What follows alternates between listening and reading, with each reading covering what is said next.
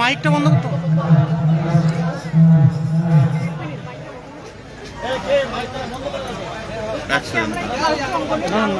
জঙ্গলে আমরা আজকে বিশ্ব আদিবাসী দিবস পালন করতে এসেছি। আপনারা জানেন যে 9ই আগস্ট সারা পৃথিবী আদিবাসীদের সম্মান জানানোর জন্য বিশ্ব আদিবাসী দিবস পালন করে।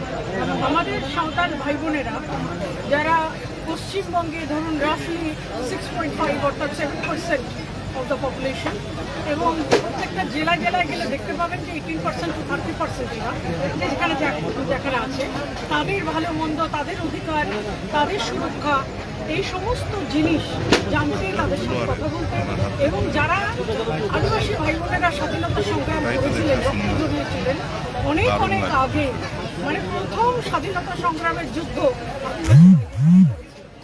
তাদের সম্মান জানাতে যারা বই লিখেছেন, করেছেন, এদের অধিকার রক্ষার্থে কাজ করেছেন, যে সমস্ত সেই বিশিষ্ট মানুষ চলে গেছে তাদেরকে স্মরণ করতে, তাদেরকে নমস্কার জানাতে, সম্মান জানাতে এবং বিশ্ব আদিবাসী দিবস পালন করতে এখানে আমরা আজকে এসেছি।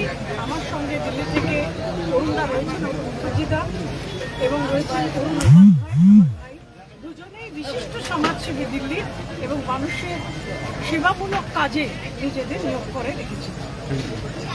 এক সময় তো আপনি এলাকার সেই সময় জঙ্গলমহল আজকে বর্তমান সাধারণ মানুষ তারা বারংবার বলে যে আমাদেরকে ওরা মহিলাকে তাদের জন্য বিগত সরকার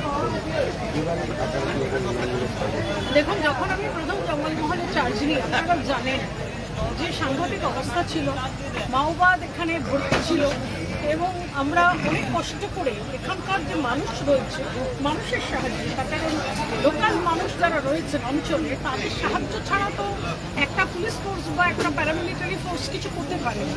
সুতরাং সাধারণ মানুষ বেরিয়ে এসে আমাদেরকে সাহায্য করে, তারাও মাওবাদ থেকে মুক্ত হতে চাইছিল, এবং সে ভয়ঙ্কর পরিস্থিতি থেকে 7 বছর চেষ্টা করে এখানে থেকে আমরা জায়গাটাকে মুক্ত করি। কিন্তু কোনো জায়গায় যেখানে প্রচণ্ডভাবে অত্যাচার হয়, শোষণ হয়, বঞ্চনা হয়, এবং মাওবাদের মতো একটা সাংঘাতিক জিনিস ছিল, সেখান থেকে যখন প্রথম মুক্তি এলো, তখন মুক্তির সঙ্গে সঙ্গে বিকাশ, এবং বিকাশের সঙ্গে সঙ্গে উন্নয়ন, এটাও আসার দরকার। কেন কি সেই প্রতিশ্রুতিতেই কিন্তু এখানকার মানুষ অঞ্চলটাকে মুক্ত করতে সাহায্য করেছিল, কিন্তু সেইভাবে কিন্তু উন্নয়ন বা বিকাশ আসেনি। মুখ্যমন্ত্রী মমতা বন্দ্যোপাধ্যায় যখন প্রথম আসেন মুখ্যমন্ত্রী হয়ে, উনি বলেছিলেন 900 সাঁওতালি স্কুল কলেজ করে দেবেন। 900 কেন, 90টাও হয়নি। আজকে জাহির খানে পুজো করতে গেলে এদের থানার পারমিশন নিতে হতো তৃণমূল আমলে। আপনারা জানেন যে পশ্চিমাঞ্চল উন্নয়ন পর্ষদ, যেটা জঙ্গলমহলের উন্নয়নের জন্য তৈরি হয়েছিল, তাতে কিন্তু মাঝি মারওয়াদের সঙ্গে নেওয়া হয়নি। এখানকার যারা ট্রাইবাল হেডস বা যারা অঞ্চল প্রধান, তাদেরকে না সঙ্গে নিয়ে পশ্চিমাঞ্চল উন্নয়ন পরিষদের সমস্ত টাকা নষ্ট করা হয়েছে, যার জন্য আজকে দেখুন অলচিকি ভাষা নিয়ে কেউ যদি পড়তে চায়, সে ক্লাস 10 করে পড়তেই পারবে না, কলেজ নেই, স্কুল নেই। তাহলে যদি কেউ না পড়ে, তাহলে এদের ভাষা, এদের সংস্কৃতি কিন্তু অবলুপ্তির কথা।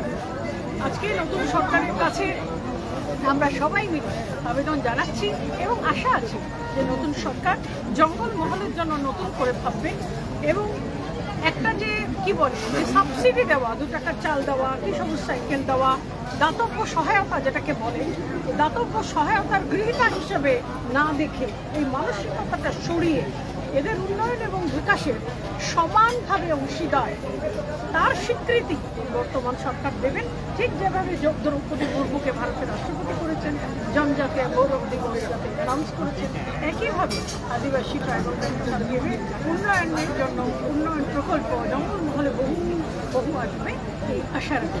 আপনি আসলে একটু আগে স্টেজে বললেন যে আসার সময় রাস্তায় বেরিয়ে বাড়ি বাড়ি গৌরব, এই বিষয়টা নিয়ে এটা কানে কানে দেবেন বলে দিল, আমি শুনতে পেলাম, আমার কান খুব করা। যাই হোক, জিনিসটা কি দেখুন, আমরা দলের আগে দেশ দেখি, দেশের স্বার্থ সবথেকে আগে। দেশ মানে কি? রাস্তা ঘাট, মানুষ, তাদের ভালো থাকা। দেশের সম্পদ নষ্ট হচ্ছে, রাস্তাঘাট নষ্ট হচ্ছে, কে বিজেপি কে তৃণমূল এটা এই সরকার দেখবে না।